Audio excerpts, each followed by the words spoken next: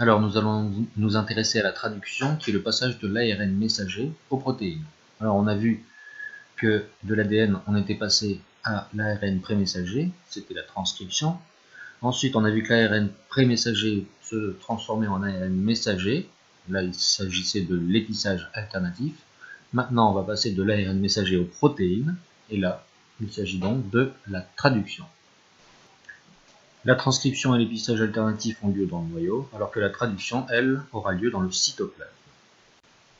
Donc pour rappel, l'ARN messager est constitué de 4 nucléotides, C, G, A et U. Le U remplace le T qui était présent dans l'ADN. Il a été synthétisé dans le noyau et va en sortir par des pores nucléaires qu'on voit là sur l'image. Pour faire simple, il s'agit de petits trous dans la membrane du noyau qui vont permettre les échanges entre le noyau et le cytoplasme. Une fois dans le cytoplasme, l'ARN messager va être pris en charge par les ribosomes. Voyons de quoi il s'agit. Une fois dans le cytoplasme, l'ARN messager va être pris en charge par les ribosomes, qui sont des molécules complexes constituées d'une petite sous-unité et d'une grande sous-unité. Ces ribosomes vont permettre de faire la correspondance entre la séquence des nucléotides et les acides aminés. On observe sur cette image un ARN messager qui a été pris en charge par un grand nombre de ribosomes.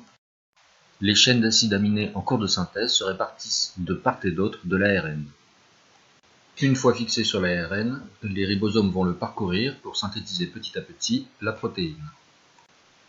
Alors il existe 20 acides aminés que vous pouvez voir sur ce tableau, qui peuvent être définis soit par leur nom complet, acide glutamique par exemple, soit par un sigle à 3 lettres, GLU, soit, dans certains cas, une seule lettre va être utilisée pour désigner cet acide aminé. La correspondance entre les acides aminés et l'enchaînement des nucléotides est décrite dans ce qu'on appelle le code génétique. 3 nucléotides sont nécessaires pour coder un acide aminé.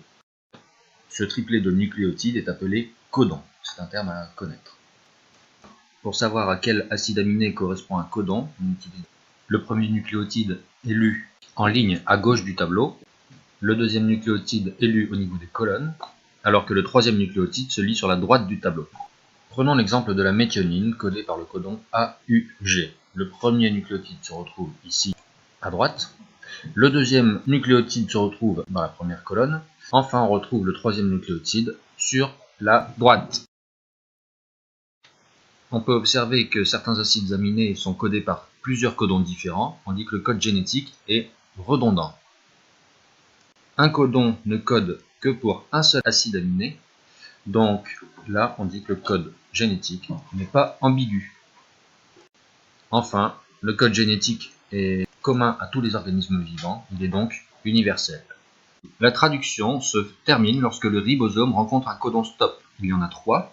Ces codons ne codent pour aucun acide aminé.